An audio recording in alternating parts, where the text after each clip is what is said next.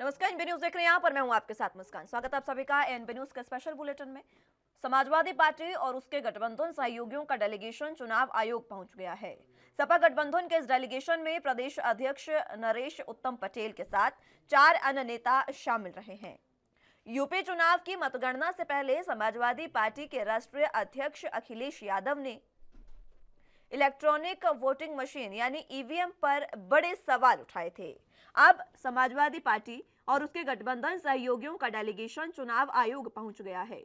सपा और उसके गठबंधन सहयोगियों के इस डेलीगेशन में पार्टी के प्रदेश अध्यक्ष नरेश उत्तम पटेल, सुहेलदेव भारतीय समाज पार्टी के अध्यक्ष ओम प्रकाश राजभर के साथ ही 5 नेता शामिल रहे। बताया जा रहा है कि सपा का ये डेलीगेशन चुनाव आयोग से शिकायत करने पहुंचा था। गौरतलब हो कि सपा के राष्ट्रीय अध्यक्ष अखिलेश यादव ने प्रेस कॉन्फ्रेंस की थी और प्रेस कॉन्फ्रेंस कर उन्होंने ईवीएम को लेकर सवाल खड़े किए थे और ये सवाल काफी गंभीर थे। अखिलेश यादव ने वाराणसी में ट्रक से ईवीएम ले जाए जाने के मामले को लेकर कहा था कि ईवीएम की जगह बदलने से पहले उम्मीदवारों को सूचना देनी होती है।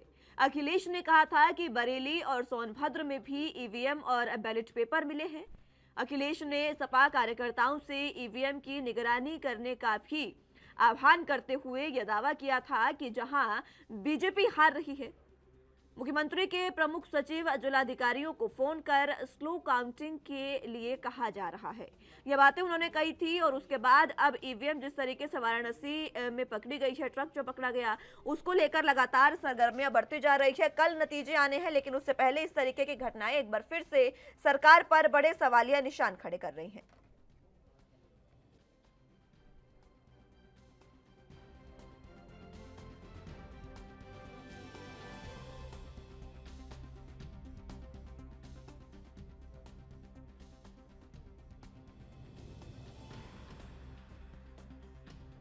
तो आपको बता दें कि उत्तर प्रदेश में वाराणसी में ये जो चुनाव के एक दिन पहले, कल चुनाव नतीजे आने हैं और उससे एक दिन पहले ईवीएम जो देखी गई, वहां पर वीडियो जो वायरल हुआ, वाराणसी प्रधानमंत्री का संसदीय क्षेत्र है जहां से ईवीएम पकड़ी गई है और इसी को लेकर अब अखिलेश यादव लगातार गंभीर बयान, अलग अलग तरीके के बयान देते जा रहे हैं। साफ तौर पर उन्होंने आरोप बीजेपी पर लगाए हैं कि जब चुनाव हो रहे थे उस समय में भी स्लो काउंटिंग के लिए कहा जा रहा था। जहां बीजेपी हार रही है उन क्षेत्रों में स्लो काउंटिंग के लिए कहा गया था ताकि स्लो काउंटिंग की जाए और रात के समय में अलग तरीके से हेराफेरी की जा सके। ये आरोप अखिलेश यादव ने लगाए हैं और इन आरोपों में कितनी सच्चाई है वो फिलहाल जांच का विषय है। लेकिन जिस तरीके से अलग अलग आरोप जो लगाए गए हैं बीजेपी पर, वो आरोप गंभीर है क्योंकि प्रधानमंत्री नरेंद्र मोदी के संसदीय क्षेत्र वाराणसी में ये ट्रक जो है वो पकड़ा गया था और इस ट्रक के बाद वीडियो भी इसका जारी हुआ था और वीडियो लगातार वायरल भी हो रहा है।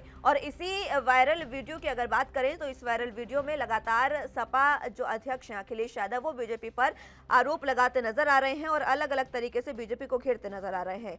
आपको बता दें कि ईवीएम पकड़ी गई है, ईवीएम को इधर से उधर किया जा रहा था। वाराणसी में एक ट्रक जिसमें ईवीएम रखी गई थी, वो ट्रक जो है उसकी वीडियो जारी हुई है, जिसको लेकर अब अखिलेश यादव बीजेपी को घेरते हुए नजर आ रहे हैं और स्लो काउंटिंग का आरोप भी उन्होंने बीजेपी पर लगाया है क्योंकि ये बात पहले से ही बीजेपी के कई नेताओं मंत्रियों द्वारा कही जा रही थी कि जब सपा जो है वो हारना शुरू होगी, उसके बाद सपा की हार जो है वो ईवीएम पर उसका गुस्सा निकलेगा और सपा एक ही बात कहेगी कि ईवीएम में गड़बड़ी थी, ईवीएम की गड़बड़ी का राग अलापा जाएगा। ये पहले बीजेपी के कई मंत्री और नेता जो है वो बयान दे चुके हैं। लेकिन इस बीच अब जब ईवीएम पकड़ी गई है और अखिलेश यादव ने आरोप जो है वो लगाने शुरू कर दिए हैं।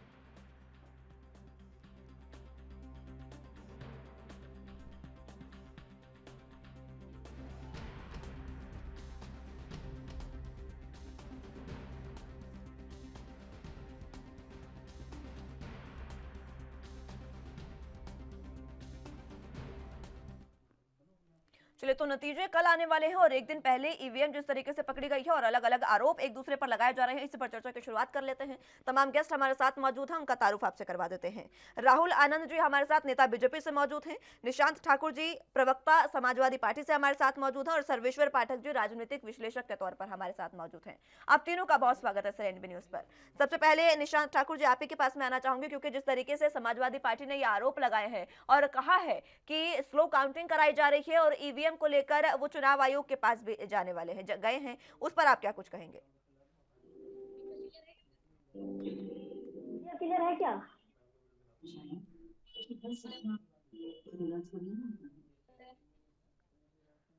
चलिए, आवाज उन तक नहीं पहुंच पा रही है, एक बार फिर से उनको जोड़ने की कोशिश करेंगे। बहरहाल राहुल आनंद जी, आपके पास मैं आना चाहूंगी। वाराणसी प्रधानमंत्री का संसदीय क्षेत्र और यहीं से ये जो ईवीएम है वो पकड़ी गई है, जिसकी वीडियो भी जारी हुई है। देखिए मुस्कान जी, सबसे पहली बात यह है कि जब हम लोकतंत्र की बात करते हैं तो हमें लोकतंत्र में जनता के ऊपर विश्वास रखना चाहिए कि वो ईवीएम का बटन बनाकर किसकी सरकार बनाना चाहती हैं। दूसरी सबसे बड़ी बात यह है कि चुनाव आयोग ने इस स्थिति को स्पष्ट कर दिया था पहले ही कि वो जो ईवीएम पकड़ी गई है वो ईवीएम ट्रेनिंग पर्पज से लाई गई थी। तीसरी बात इसके अंदर ये आती है कि ये संस्करण अगर हम देखें दूसरे राज्यों को लेकर, तो जिस राज्यों में बीजेपी की सरकार बनती नजर आती है, मैं उस रुझान की बात कर रहा हूँ, वहाँ ईवीएम को कोसे जाने लगते हैं और वही लोग उस वक्त खामोश रहते हैं जब वेस्ट बंगाल का जब चुनाव होता है और वहां पे खुद ममता दीदी के विधायक के घर में ईवीएम पाई जाती है, तो वहां वो अपनी कोई भी राजनीतिक प्रतिक्रिया देने से बचते हैं। कल का एक न्यूज आया था जिसमें इस बात को प्रकाशित किया गया था कि ममता दीदी ने भी माना है कि बीजेपी का कोई विकल्प नहीं है, और साथ ही साथ जिन लोगों को हार नजर आती है वो हर वक्त लोकतंत्र की आस्था को चोट पहुंचाते हैं, क्योंकि ये अभिव्यक्ति की आजादी के अंतर्गत आती है और संविधान इसकी आजादी देता है, इसलिए वो कोसते हैं। लेकिन जब यही पाला उनके फेवर में नजर आता है तो उस वक्त ईवीएम कहीं से भी खराब नहीं रहता है। और दूसरी एक सबसे अहम बात यह है कि उस समय ये कहते हैं कि लोकतंत्र की जीत हुई है, और भाजपा जहां जीतती है वहां लोकतंत्र की हार बताई जाती है। अगर जो 5 स्टेट की अगर हम बात कर लें तो पांचों स्टेट में देखा जाए तो कुछ जगह भाजपा की सरकार बनती नजर आ रही है, लेकिन वो पिक्चर कल क्लियर होगा, और कुछ जगहों पे भाजपा की सरकार बिल्कुल भी नजर नहीं आ रही है। तो उस विषय पे ये क्यों अपनी चुप्पी नहीं तोड़ना चाहते हैं? चलिए ठीक है, देखिए एग्जिट पोल अनुमान है, एग्जिट पोल हमेशा सटीक भी नहीं होते हैं, देखना होगा कल जनता का जनादेश क्या है वो कल सामने आ जाएगा सबके। ठाकुर साहब, आपके पास मैं आना चाहूंगी। लगातार आरोप लगाए जा रहे हैं आम आदमी माफ कीजिएगा बीजेपी पर सपा के द्वारा, और ये कहा जा रहा है कि स्लो काउंटिंग करवाई गई बीजेपी द्वारा और जो ईवीएम पकड़ी गई है उसको लेकर चुनाव आयोग का रुख किया है सपा ने। ये बहुत बड़ा एक मुद्दा है, प्रवक्ता के जवाब देने के लायक नहीं है। चुनाव आयोग इस बात का जवाब दे, क्योंकि इनकी बिना जानकारी के ईवीएम इधर से उधर कैसे किया जा सकता है। इनकी बौखलाहट ना होती तो ईवीएम पहले से ही कभी कलेक्टर की गाड़ी में, कभी किसी अन्य पर्सन की गाड़ी में पाई जा रही है बार बार, क्योंकि इसको सब जानते हैं कि ये हर हथकंडा अपनाना चाहते हैं, क्योंकि भारतीय जनता पार्टी की सरकार को उत्तर प्रदेश की जनता नकार चुकी है। हम लोगों ने पहले भी अपने कार्यकर्ताओं से कह दिया है, राष्ट्रीय अध्यक्ष जी ने कार्यकर्ताओं से कह दिया है कि इनके हर एक झूठे एजेंडे से इनसे लड़ने के लिए स्वयं आयोग के द्वारा तैयार रहे, क्योंकि ये झूठ बोल करके कुछ भी कराने के लिए तैयार है। लेकिन जनता इनसे, समाजवादी पार्टी और जनता डरने वाली नहीं है, क्योंकि इनका जितना छोटा नेता उतना छोटा झूठ, और जितना बड़ा नेता उतना बड़ा झूठ। आप देख लीजिए, माननीय प्रधानमंत्री को भी जिस केसरिया टोपी, लाल टोपी को ये आरोप लगाते थे, बदमाश बताते थे, गुंडे बताते थे, उसी टोपी को लगाकर प्रचार कर रहे हैं। दूसरी बात कि अगर ईवीएम ना पकड़ी जाती तो कूड़े की डायरी में कलेक्टर स्वयं स्वीकार कर रहे हैं इस बात को कि मेरी बिना जानकारी के मेरी गाड़ी बाहर निकाली गई, मुझे स्वयं को जानकारी नहीं है, उधर वॉलेट पेपर पकड़े जा रहे हैं। तो ये बौखलाहटी तो है, लेकिन जनता समझ चुकी है, जनता इनसे लड़ने के लिए तैयार है, और अखिलेश यादव मात्र एक कदम दूर है और जनता की सरकार आ चुकी है। चलिए ठीक है, जनता की सरकार आ चुकी है, कल जनता का जनादेश भी साफ हो जाएगा। जिस तरीके से तमाम पार्टियां दावा कर रही है सरकार आने का, वो जनादेश साफ होगा। लेकिन पाठक साहब, आपके पास मैं आना चाहूंगी। ईवीएम पकड़ी गई है और ये तो साफ है, रूल्स की अगर बात करें तो ईवीएम बिना जानकारी के नहीं इधर से उधर की जाती है। बावजूद इसके वाराणसी प्रधानमंत्री का संसदीय क्षेत्र है जहां से ये जो ईवीएम है वो पकड़ी गई है, इसका वीडियो भी बाकायदा जारी हुआ है। अब क्या कहेंगे आप? ये हुई है घटना, उस पे अथॉरिटी ने क्लैरिफिकेशन दे दिया है। तो या तो हम अथॉरिटी की बात को माने या फिर अपने प्रोपेगेंडा में बहते रहें। आप देखिए, ये जब से बीजेपी 2014 से सत्ता में आई है तब से ये ईवीएम, अगर कोई पार्टी हारती नजर आ रही है तो वो जब भी ये आते हैं, आपको एग्जिट पोल आते हैं और उसको जाता है कि वो हारती नजर आती है। भले एग्जिट पोल का जो ये होता है वो एग्जैक्ट होता है, परिणाम अलग भी आते हैं, लेकिन उनकी जो ईवीएम का जो रोना शुरू हो जाता है, विधवा विलाप शुरू हो जाता है। इधर देखिए बंगाल चुनाव में ममता बनर्जी लैंडस्लाइड विक्ट्री से जीती, लेकिन बीच बीच में वो सेंट्रल फोर्सेस के ईवीएम हैकिंग के ये मुद्दे उठाती रही और जनता को भ्रमित करती रही। तो ये जितनी भी पॉलिटिकल पार्टी है, आप देखिए 2017 हुआ था यूपी चुनाव, वहाँ भी यही अराग इलाका गया था, मध्य प्रदेश का चुनाव हुआ था। ठीक है पाठक साहब, मैं लौटूंगी आपके पास एक बार फिर से। थोड़ी तकनीकी खामी है, उसको दूर करने के बाद चर्चा की शुरुआत एक बार फिर से करेंगे। लेकिन अलग अलग तरीके से जो अफवाहें फैलाई जा रही है, या फिर सरकार का ये आरोप है कि अखिलेश यादव अफवाहें फैला रहे हैं, ये अफवाह है या फिर ऐसा कुछ हुआ है, ये तो खैर पूरे तरीके से साबित होगा, जांच का विषय है और जांच होने के बाद साबित होगा। चलिए पाठक साहब, अपनी बात रखें आप। जी, तो वही मैं बोल रहा हूँ कि आप देखो अरविंद केजरीवाल की पार्टी लैंडस्लाइड विक्ट्री के साथ दिल्ली में आई, लेकिन वो भी चुनाव से पहले, रिजल्ट आने से पहले ईवीएम का ठिकरा रोना शुरू कर देता है। पिछले समय जब असम और आपका यहाँ बंगाल में चुनाव हो रहे थे, वहां भी ईवीएम का ठिकरा फोड़ा गया कांग्रेस के द्वारा कि ईवीएम में गड़बड़ी की जा रही है। 2017 में भी समाजवादी पार्टी ने इसका मुद्दा उठाया था। मतलब ये समझ में नहीं आता, अगर दूसरी पार्टी जीत जाती है तब ईवीएम बहुत अच्छा चलता है, लेकिन अगर बीजेपी कहीं जीतती आ रही है तो ईवीएम खराब है, उसको ये किया जा रहा है, टेम्परिंग किया जा रहा है, बिना बता के इधर से उधर किया जा रहा है। जब अथॉरिटी आपको जवाब दे रहा है तो आप उसकी बातें तो मानिए। बोलिए। अच्छा आइए ना। हेलो पाठक साहब कहिए, मैं सुन पा रही हूँ आपका, अपनी बात रखें।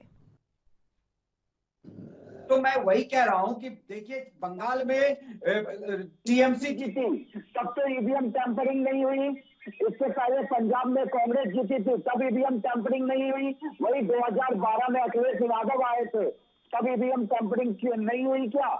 तो जो विपक्षी पार्टी है उनका एक अपना फिनोमिना हो गया है कि अगर वो हारती नजर आ रही है तो वो सारा ठीकरा ईवीएम मशीन पे डाल देते हैं और विधवा विलाप शुरू हो जाता है। और ये कोई नई बात नहीं है, ईवीएम पर ठिकरा फोड़ना कोई नई बात नहीं है। और ये ठीक है, चलिए ठाकुर साहब कुछ कहना चाह रहे हैं, लेकिन ईवीएम पर ठिकरा फोड़ना कोई नई बात नहीं है और कोई भी पार्टी इससे वंचित नहीं है। हर पार्टी ने ईवीएम पर आरोप लगाए हैं। ठाकुर साहब, ईवीएम का ठीकरा फोड़ना बिल्कुल आपकी बात से जायज है, लेकिन चुनाव आयोग को ईवीएम इधर से उधर ले जाने के लिए जवाब देना चाहिए।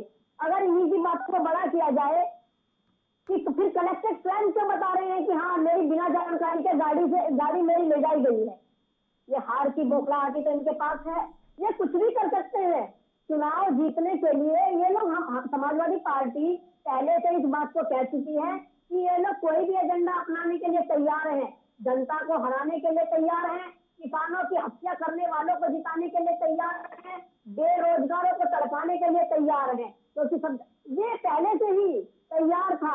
और रही बात ओपिनियन पोल की, तो ओपिनियन पोल इसीलिए बताया जा रहा है ताकि ये जीत सके और इनकी चोरी को छुपाया जा सके।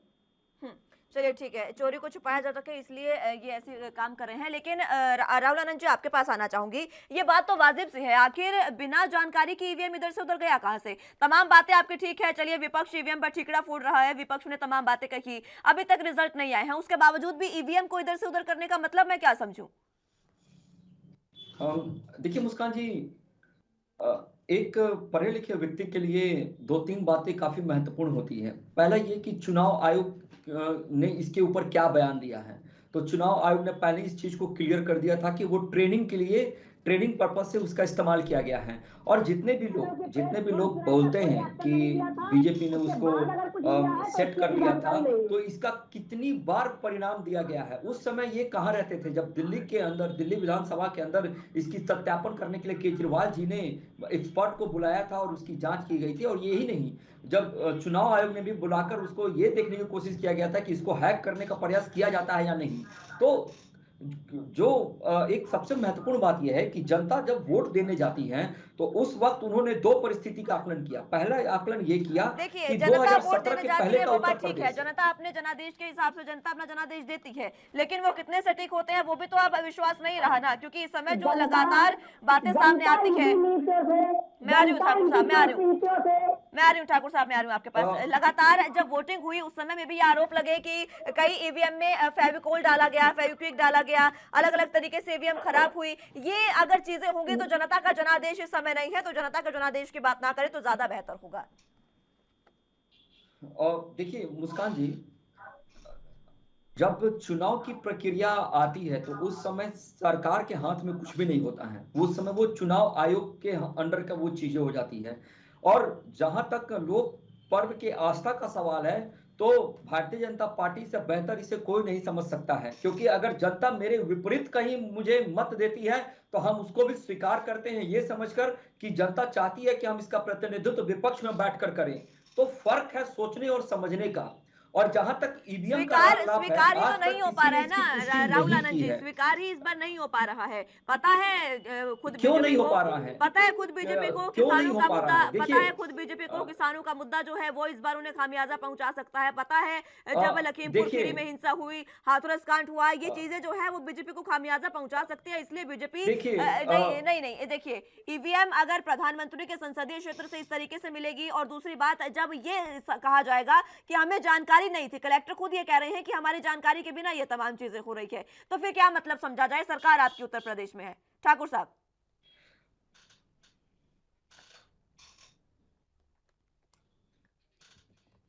चलिए संपर्क उनसे टूट गया है। पाठक साहब आपके पास आना चाहूंगे, आप अपनी बात रखें। जी बताइए। ईवीएम जिस तरीके से प्रधानमंत्री के संसदीय क्षेत्र से पकड़ी गई है और कलेक्टर ये खुद कह रहे हैं, तो आखिर कैसे समझा जाए? बीजेपी को ये पता था कि खामियाजा उनको भुगतना पड़ सकता है किसान आंदोलन का, हाथरस कांड का, लखीमपुर खीरी जो हिंसा हुई उसका। हमारा सिर्फ इतना सा कहना है कि जनता को जो फैसला देना था उसने ईवीएम में कैद कर दिया। तभी तो ईवीएम इधर से उधर हो रही है, जनता के फैसले का बात कैसे कर ले? नहीं, मुझे एक बात बताइए, बीजेपी महाराष्ट्र में खैर सत्ता में आई थी, फिर भी सरकार नहीं बना पाई, राजस्थान हारी, छत्तीसगढ़ हारी, एमपी हारी, तो वहां पे वो टेम्परिंग नहीं कर सकती थी। आपका झारखंड हारी तो वहां पे टेम्परिंग करके नहीं आ सकती थी। वहां पे भी डिफरेंट मुद्दे थे उस समय, ऐसा नहीं था कि केवल एक किसानों का मुद्दा अभी व्याप्त है, उस समय भी जो स्थानीय मुद्दे थे वो व्याप्त थे। बंगाल में भी तो बहुत जोर शोर से बीजेपी आने वाली थी, लेकिन वहां भी वो हार गई, 4 से 75 पहुंची, ये उनका एक अचीवमेंट रहा। तो वहां ये बात क्यों नहीं हुई कि वो ईवीएम हैक करके ममता बनर्जी को हरा देती? ये आरोप प्रत्यारोप में कोई दम नहीं है। अगर हाँ, इलेक्शन कमीशन जांच करे और बताए कि आखिर ये क्या था। जो भी चीजें होती है जो स्टेट प्रशासन के हाथ में नहीं होता है, वो सीधा इलेक्शन कमीशन डीएम से लेके एसपी से लेके जो भी प्रशासनिक अधिकारी है वो उस समय इलेक्शन कमीशन को रिपोर्ट करते हैं, सरकार को रिपोर्ट नहीं करती है। सरकार केयर टेकर गवर्नमेंट होती है उस समय। बस उस समय कोई अप्रत्याशित घटना घट जाए तो उसके लिए केयर टेकर गवर्नमेंट के रूप में सरकार को रखा जाता है। तो ये आरोप प्रत्यारोप मेरे ख्याल से निराधार है। ये बात तो ठीक है आपकी। देखिए ये जो नियम कानून है ये सबको पता है, बावजूद इसके ईवीएम इधर से उधर हो रही है, और वो उसके बाद ये जवाब दे देना कि वो ईवीएम जो है वो ट्रेनिंग के लिए इधर से उधर लेकर जाई जा रही थी, ये कितना वाजिब है? ठाकुर साहब कुछ कहना चाह रहे हैं, चलिए ठाकुर साहब। नहीं, ये वाजिब हो भी सकता है। आप ये बात बताइए कि चुनाव के दौरान मैं आ रही हूँ पाठक साहब, मैं लौट रही हूँ आपके पास, मैं लौट रही हूँ पाठक साहब। इलेक्शन कमीशन मान लीजिए किसी की ड्यूटी लगाया काउंटिंग के दिन, और उससे पहले वो जो उनका स्टाफ है वो छुट्टी ले या कुछ ऐसा होता भी है, तो स्टाफों को प्रॉपर ट्रेनिंग देने की तो जरूरत होती है ना। और ट्रेनिंग के लिए ले जा रहा है तो वो डमी ईवीएम होगा, ऐसा तो नहीं है कि आप देखें चुनाव के दौरान कितने ईवीएम खराब हुए।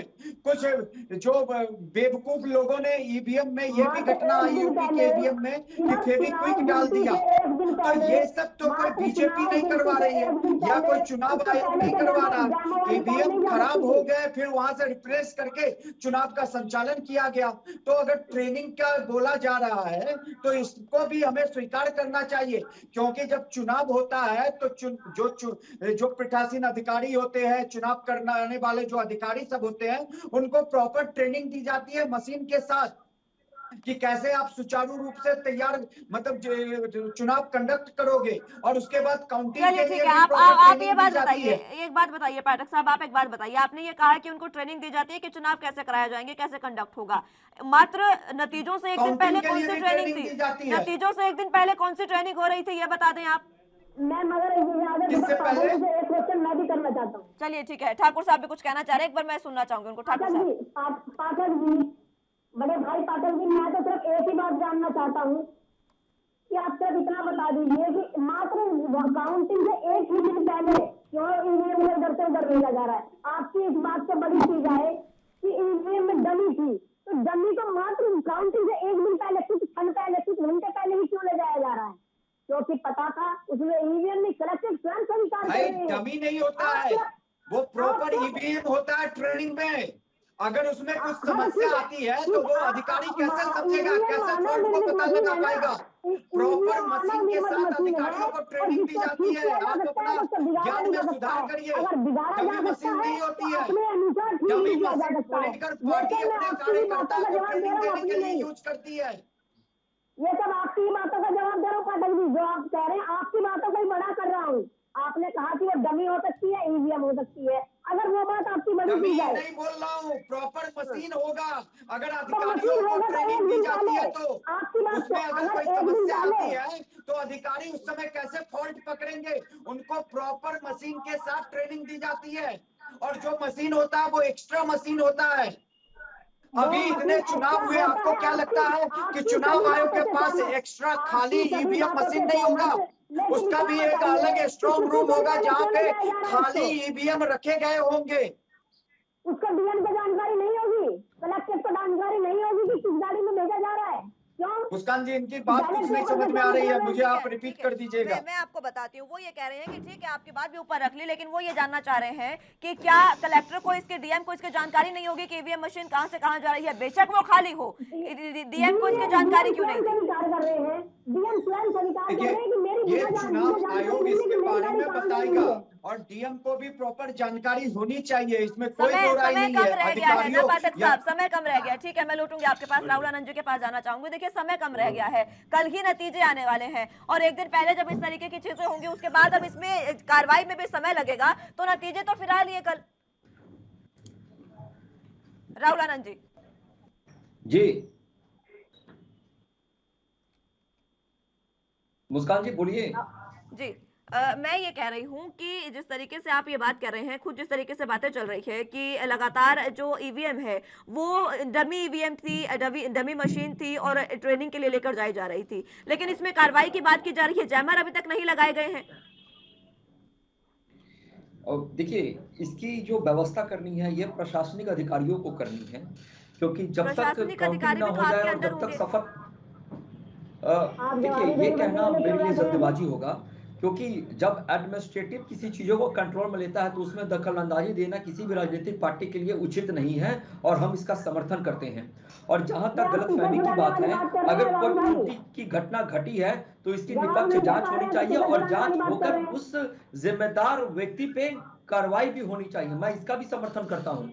लेकिन अगर चुनाव आयोग ने इस चीज को क्लियर कर दिया है कि वो डमी सेट थे, तो चुनाव आयोग में विपक्ष जा सकता है अपनी बातों को लेकर, वो उनकी आजादी है।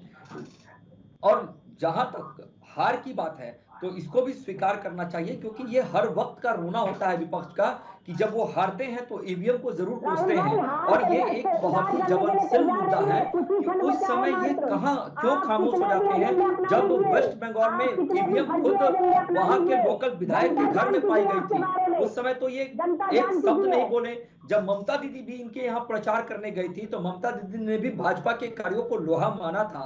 और जो आपने वोट प्रतिशत की बात की, अगर हम बात कर ले तो सबका साथ, सबका विश्वास और सबका विकास का जो नारा है उसको लेकर भारतीय जनता पार्टी जनमत में गई थी और वहां उनको आशीर्वाद मिलता दिख रहा है। और कुछ समय की बात है, 24 घंटे का अंतराल है, कल लगभग पिक्चर धीरे धीरे क्लियर हो जाएगी कि कौन सरकार बना रहा है, कौन विपक्ष में बैठने के लिए आतुर है। ठीक है, चलिए ठाकुर साहब को सुन लेते हैं। मैं कितने भी सबसे पहले तो राहुल भाई की बात तो ये कह रहे हैं कि क्या अधिकारी लेंगे, बड़े लोग अधिक संज्ञान लेंगे, तो फिर ये पक्ष रखने के लिए क्यों बैठे हैं। चलिए इस बात को भी छोड़िए, जनता मात्र एक क्षण दूर है। ये कितने भी फर्जी एजेंडे अपना ले, इनको जनता नकार चुकी है। ईवीएम को हटा रहे हैं, बैलेट पेपर को हटा रहे हैं, लेकिन जनता समझ चुकी है, जनता तैयार है, ईवीएम के निगरानी कर रही है। चुनाव आयोग ने कल तक, जब तक अखिलेश यादव की प्रेस कॉन्फ्रेंस नहीं हुई थी, तब तक कोई बयान नहीं दिया, ना ही कोई जांच के आदेश किया। अभी तक इस तरीके का कोई लिखित आयोग की तरफ से कोई भी लिखित आदेश जारी नहीं हुआ है कि इस पर एक्शन लिया जाए। चलिए ठीक है, पाठक साहब आपके पास मैं आना चाहूंगी। ईवीएम की लगातार हम बात कर रहे हैं और आपने एक बंगाल का जो जिक्र किया था उस पर अगर मैं एक बार जिक्र करूं उसका, तो देखिए वहां पर टीएमसी की सरकार जब बनी उसके बाद बातें तो ये सामने आई कि टीएमसी ने गड़बड़ी की थी, ये बातें भी सामने आई। और क्योंकि जो जनाधार था उस समय बीजेपी का काफी अच्छा वहां पर देखने को मिल रहा था, उसके बावजूद एग्जिट पोल जो है वो सटीक साबित नहीं हुए। एग्जिट पोल सटीक साबित होंगे या नहीं ये जानकारी नहीं है, लेकिन फिलहाल जो ईवीएम की बातें हो रही है, बंगाल में आपने जिक्र किया, बंगाल में भी इसी तरीके की बातें थी, तो बीजेपी ने आरोप लगाया ईवीएम की गड़बड़ी का। हालांकि उन्होंने कहा कि ठीक है, हम अच्छी स्थिति में पहुंच गए हैं बंगाल में। इसी तरीके से यहाँ पर भी अगर विपक्ष ईवीएम पर सवाल उठा रहा है तो गलत क्या है? ईवीएम पर सवाल उठने लाजमी है। अगर इस तरीके की चीजें सामने आएंगी तो एक सिर्फ वाराणसी से नहीं, कई अन्य क्षेत्रों से भी तो पकड़ी गई है ईवीएम, कई अन्य क्षेत्रों से सामने आई है ये बातें। देखिए ये कानपुर में भी आई है, लेकिन वहां के डीएम ने सफाई दे दिया, वो जो वीडियो वायरल हुआ कि आखिर क्या है। तो ऐसी बातें नहीं है, सवाल उठाना लाजमी है, लेकिन आप इसकी क्रोनोलॉजी देखो ना कि जैसे ही चुनाव होता है विपक्षी पार्टियां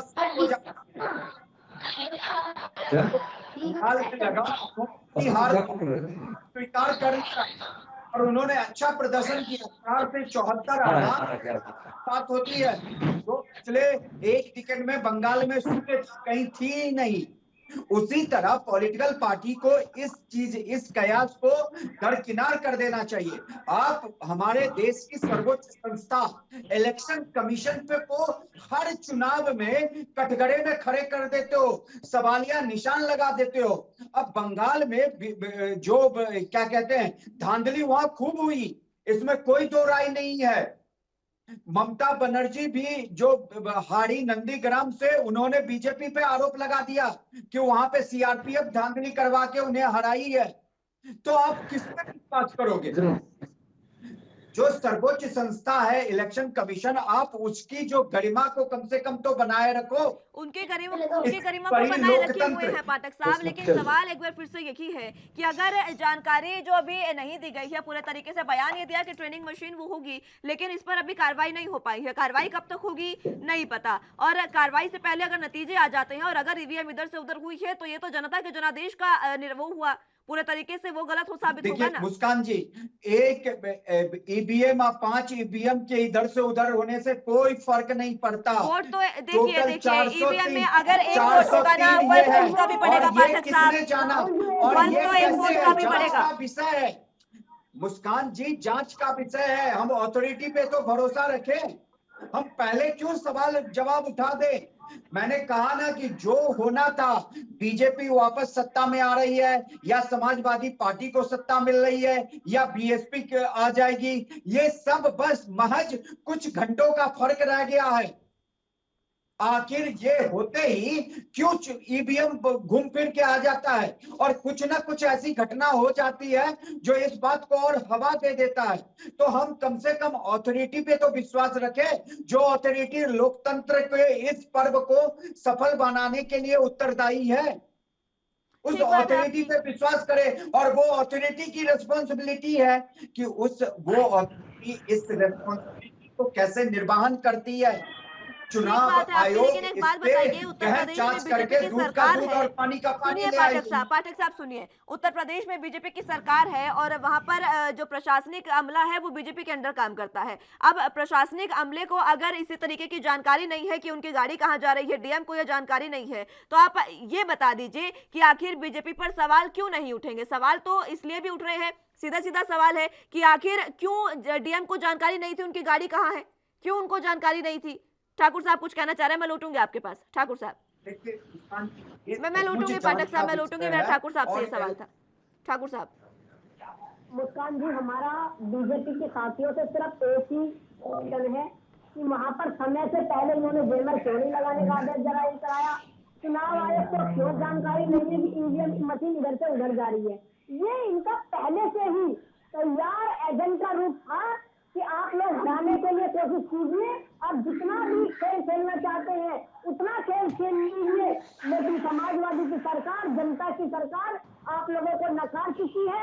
मात्र एक कदम दूर है जो समाजवादी सरकार आ चुकी है। इन लोगों को पहले से ही मालूम है, इन लोगों को पहले से ही ये सब मालूम है कि हम गेम खेलना चाहते हैं, इसीलिए कौन दिखाया जा रहा है ताकि ये गड़बड़ी करे, ये चोरी करे और चोरी करके इनकी चोरी को छुपाया जा सके।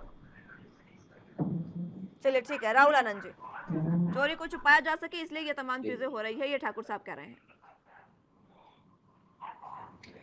देखिए, जो विपक्ष में बैठे होते हैं वो तो आरोप लगाते ही हैं सत्ताधारी पे, लेकिन इसमें जो विचार करने योग्य बात है कि अगर कहीं पे कोई त्रुटि होती है तो इसकी गहन जांच होनी चाहिए। दूसरी बात यह है कि जब चुनाव आयोग ने इस पे सफाई दी है तो ये भी उनको मानना चाहिए। तीसरी बात यह है कि इनको अगर जनता ने सत्ता से दूर रखा है तो ये भी जनादेश उनको स्वीकार करना चाहिए, क्योंकि बदलाव संसार का नियम है।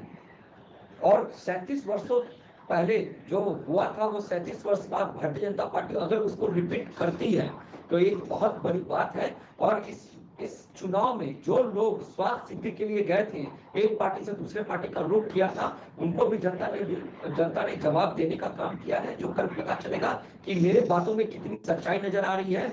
और एक सबसे अहम बात यह है मुस्कान जी कि जो मुद्दों को लेकर इन्होंने जनता के बीच में भारतीय जनता पार्टी का चरित्र बनाने का प्रयास किया था, उस चरित्र को भी जनता ने नकारा है। और जहां तक सीटें आने की बात है, जो आप सीटों पे जो आकलन कर रही थी प्रश्न, तो मैं आपको बताना चाहूंगा कि भारतीय जनता पार्टी ने 300 प्लस सीटें जीती थी 2017 में।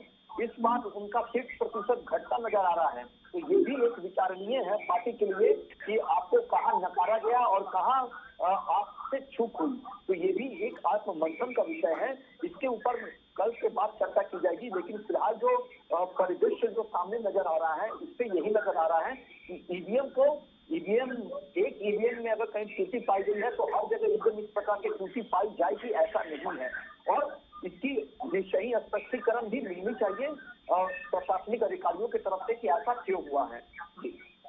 ठीक है, आपकी तमाम बातों को अगर मैं ऊपर रखूं आनंद साहब, तो ठीक है। देखिए, अगर जनता जो है वो दूर रखती है समाजवादी पार्टी को सत्ता से, तो ठीक है, उनको कबूलने की जरूरत है और वो कबूलेंगे भी, अगली बार और कोशिश कर लेंगे। ये भी बात ठीक है कि चुनाव आयोग ने इस पर अपनी सफाई दे दी है, वो भी बात मान ली जाए। लेकिन कार्रवाई की बात की है, कार्रवाई कब तक होगी ये सवाल है। कार्रवाई अगर नहीं होती है, आप ये समझिए कि अगर कार्यवाही नहीं होगी और कल रिजल्ट आ जाएंगे, तो वो जो अगर एक या दो, मैं कहती हूँ कि अगर मान लीजिए कि एक ईवीएम भी इधर से उधर हुई, एक ईवीएम में भी गड़बड़ी हुई, तो उस एक गड़बड़ी का खामियाजा कौन भुगतेगा? या तो बीजेपी या समाजवादी पार्टी।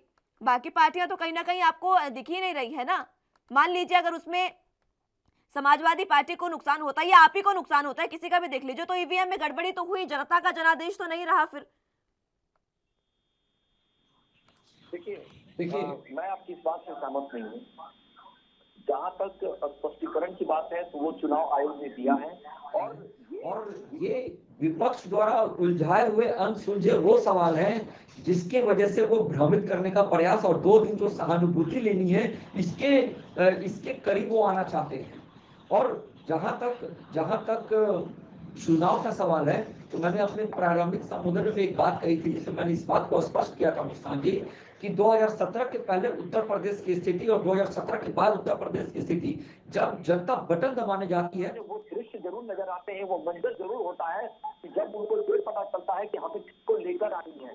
मैं पुनः अपने उसी बात पे दोहराता हूँ, अपनी उसी बात को दोहराना चाहूंगा आपके साथ कि कल ये सारी पिक्चर क्लियर हो जाएगी। अगर कहीं टूटी हुई है तो निश्चय ही मैं आपके साथ खड़ा हूँ और मैं इसका मांग करता हूँ कि इसकी जांच होकर जो दोषी होंगे उनके ऊपर कार्रवाई होनी चाहिए और ये प्रशासनिक स्तर से जल्दी ही सुनिश्चित कर लेनी चाहिए, ये भी मैं आपको कहता हूँ।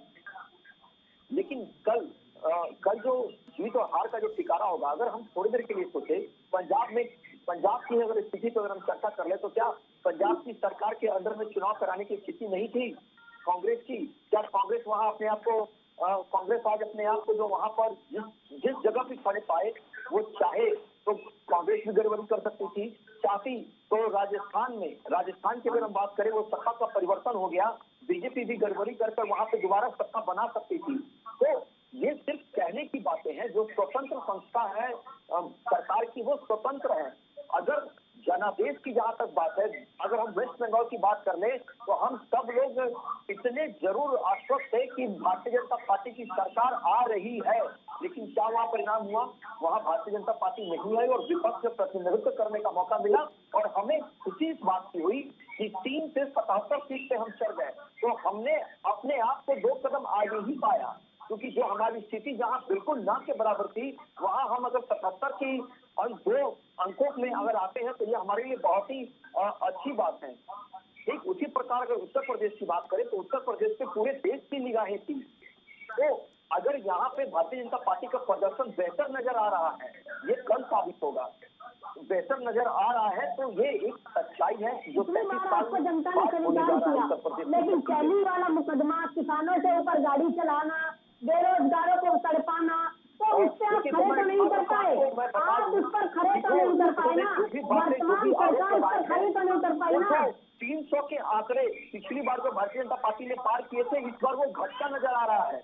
तो कहीं ना कहीं जनता ने हमें उस जगहों पर नकारा है। तो मैं इस सच्चाई को एक्सेप्ट करता हूँ, इस सच्चाई को एक्सेप्ट करता हूँ। जो पार्टी में कहीं कोई त्रुटि घटी है और सरकार के नुमाइंदों द्वारा कहीं कोई घटना घटी है, तो मैं इसको एक्सेप्ट करता हूँ और इसका वो नतीजा होगा कि 300 पार न जाके 300 के नीचे सीट आ रही है। चलिए ठीक है ठाकुर साहब।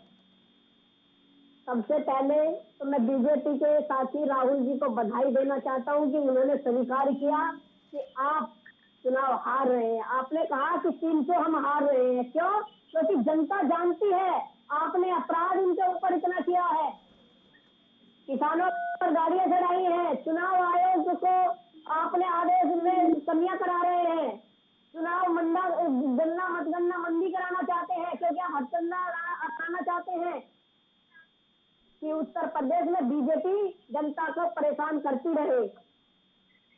आपको दोबारा से बधाई, और हम लोग जनता से अपील करेंगे कि ईवीएम की मशीन पर निगरानी रखें और इनकी गड़बड़ की जाने से पहले ही आप सतर्क रहे।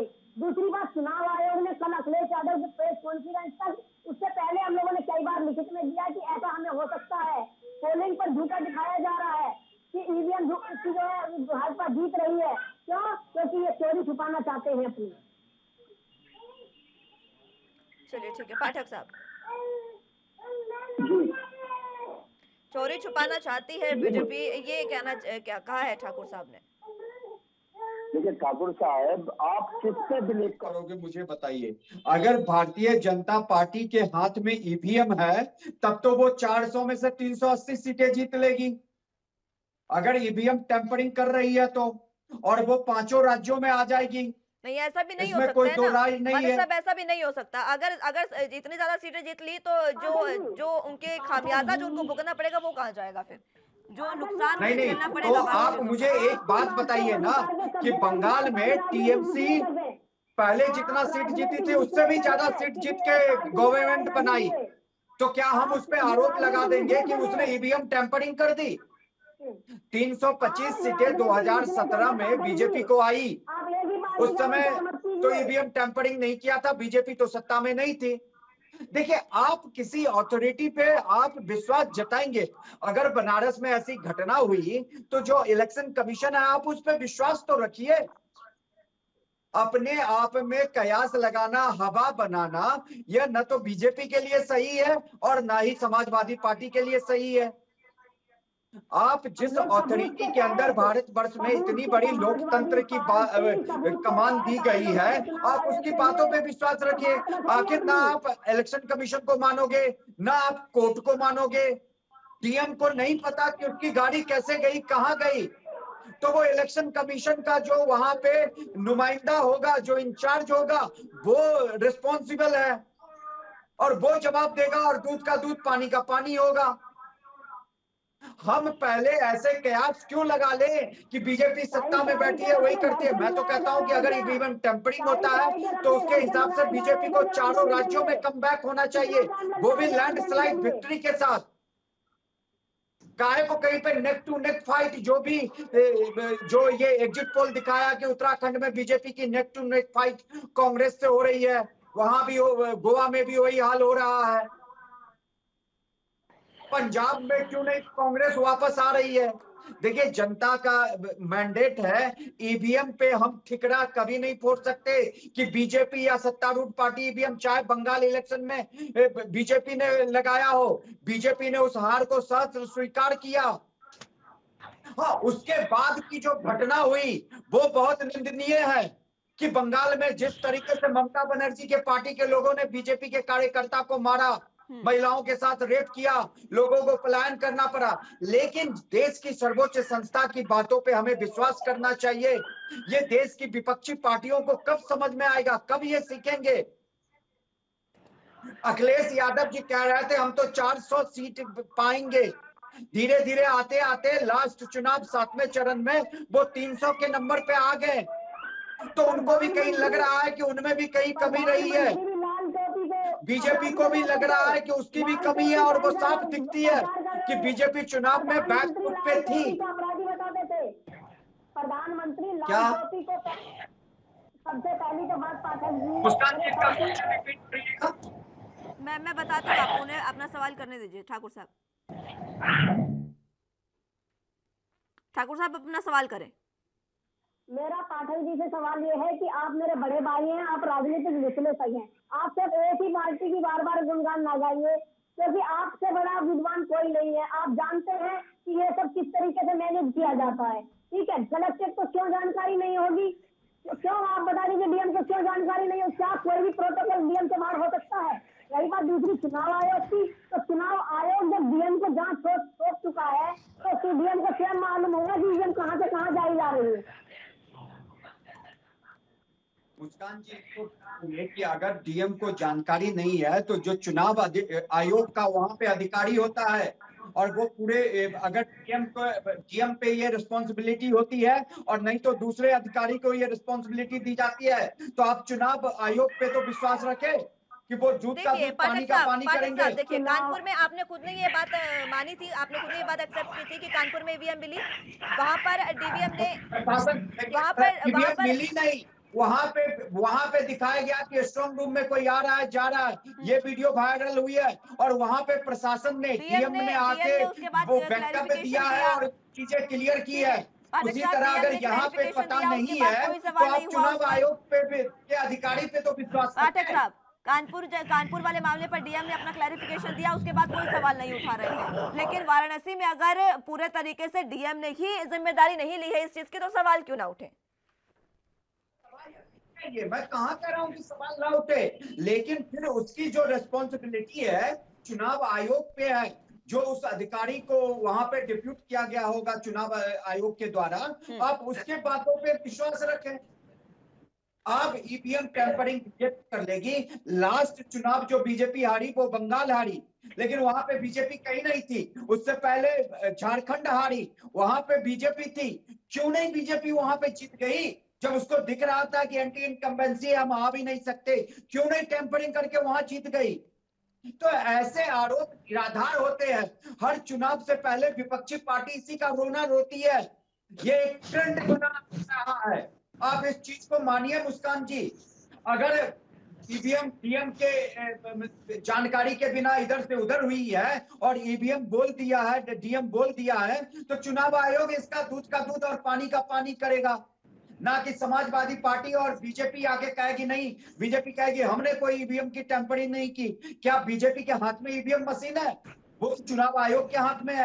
क्या समाजवादी पार्टी एक आरोप लगा रही है कि बीजेपी टेम्परिंग कर रही है, तो क्या बीजेपी के पास स्ट्रॉन्ग रूम का दायित्व है? चलिए ठीक है, ठाकुर साहब सवाल आपसे पूछे, जरा जवाब दे दें। सिर्फ इतनी है, समाजवादी पार्टी की सिर्फ इतनी सी ही मांग है कि वहां पर जैमर लगाया जाए और निष्पक्ष बिल्कुल निष्पक्ष करते हुए जो है पोलिंग की गिनती हो। चुनाव आयोग से पहले भी अपील किया था और दोबारा भी अपील किया, लेकिन जब तक ये घटना ना घट गई तब तक चुनाव आयोग की तरफ से कोई एक्शन नहीं आया। दूसरी बात, चुनाव आयोग ने अभी तक भी कोई लिखित आदेश जारी नहीं किया है कि इस घटना को कैसे रोका, क्यों से जवाबदेही उन्होंने नहीं की गई।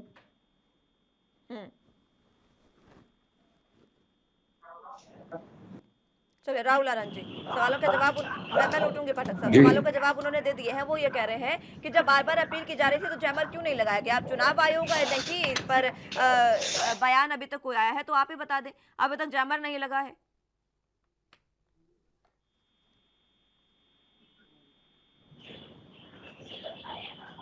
मेरे से है क्या मुस्कान जी? मैं जवाब दूं? राहुल आनंद जी। ओके। मुस्कान जी, जो प्रश्न आपने किया है फिलहाल जैमर को लेकर, तो मैंने अपने प्रारंभिक संबोधन में भी इस बात को स्पष्ट किया था कि इसका स्पष्टीकरण चुनाव आयोग और वहां के प्रशासनिक अधिकारी देंगे। अगर सरकार के हाथ नियंत्रण का चीज होता तो सरकार ने अब तक उससे संज्ञान लिया होता, और अगर सरकार ने संज्ञान ले लिया होता तो फिर ये बात की पुष्टि हो जाती कि प्रशासनिक लोगों की मिली भगत है। तो कहीं ना कहीं सरकार का चुप रहना, निवर्तमान सरकार का चुप रहना इस बात की पुष्टि करता है कि प्रशासनिक अधिकारी इसके ऊपर संज्ञान लें, और अगर जरूरत समझते हैं तो उसके ऊपर वो अपनी प्रतिक्रिया जरूर दें।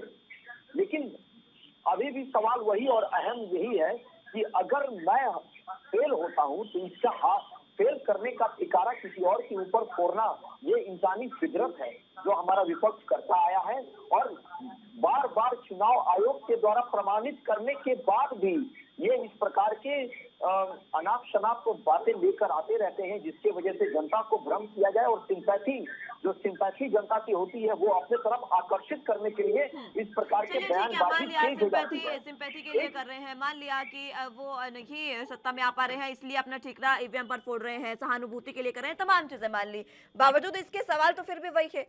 नतीजों के बाद ये तमाम चीजें होती तो ठीक था, नतीजों के बाद ईवीएम पर सवाल उठेंगे, ये हमें भी पता है, आपको भी पता है, और खुद जो सवाल उठाने वाले हैं उनको भी पता है कि सवाल उठाएंगे। लेकिन उससे पहले जब ईवीएम इस तरीके से मिलेगी तो क्यों? देखिए, ईवीएम जिस तरीके से पाई गई है तो वो एक डमी था जिसको खुद वहाँ के प्रशासनिक अधिकारी ने क्लियर किया है।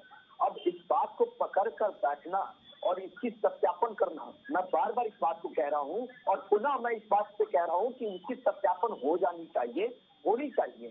लेकिन अगर जब चुनाव आयोग ने ही इस चीज को क्लियर कर दिया है कि वो ट्रेनिंग देने के लिए जाया गया था, क्योंकि आप भी देखते होंगे वो कितना सील होता है, जब वहां से ईवीएम निकलती है तो कितना सील करके निकलता है, और ये भी एक सत्यता के साथ माननी होगी कि उसको हाईजेक नहीं किया जा सकता है। उसमें इस प्रकार के अब तक किसी प्रकार के शोध करने पे ये पाए नहीं गए हैं कि उसको टैंपरिंग कर उसको किसी प्रकार से अनाप शनाप किया जाता है। लेकिन चुनावी माहौल को खराब करने के लिए जनरली विपक्ष की पार्टियां जो होती है वो इस प्रकार की बातें करती है, वो यही करेगी।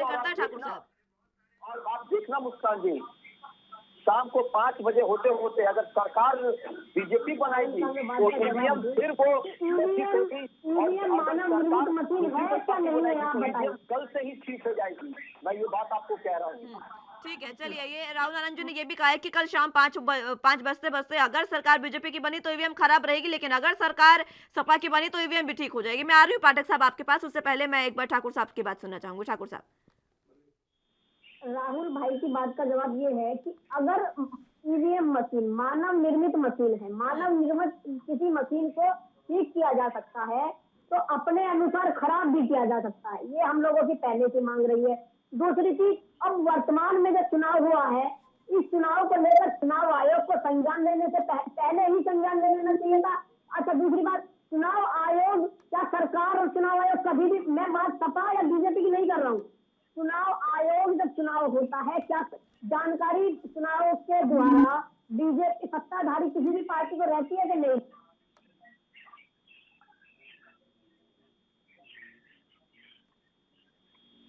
चलिए ठीक है, संपर्क उनसे टूट गया, एक बार फिर से उनको जोड़ने की कोशिश करेंगे ठाकुर साहब को। पाठक साहब, तब तक आप अपनी बात रखें।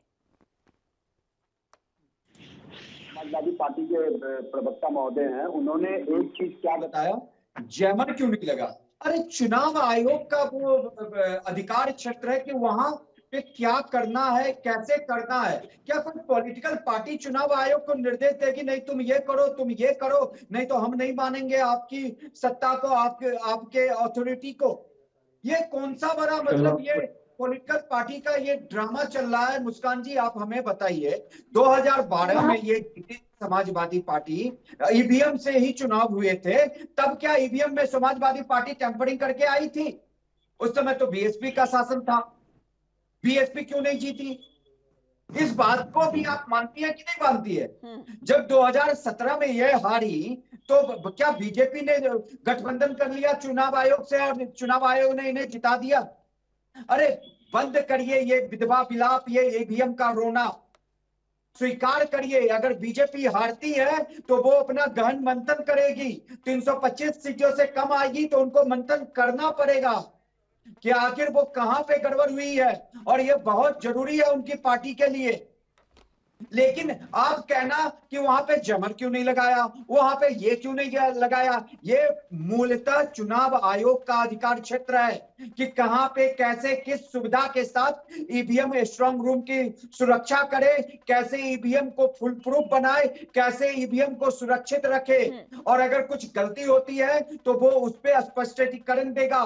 ये पूरा का पूरा अधिकार क्षेत्र चुनाव आयोग का है। उसमें कोई भी पॉलिटिकल पार्टी, चाहे बीजेपी हो, समाजवादी पार्टी हो, कांग्रेस हो, बीएसपी हो, कोई भी दखलंदाजी नहीं दे सकती।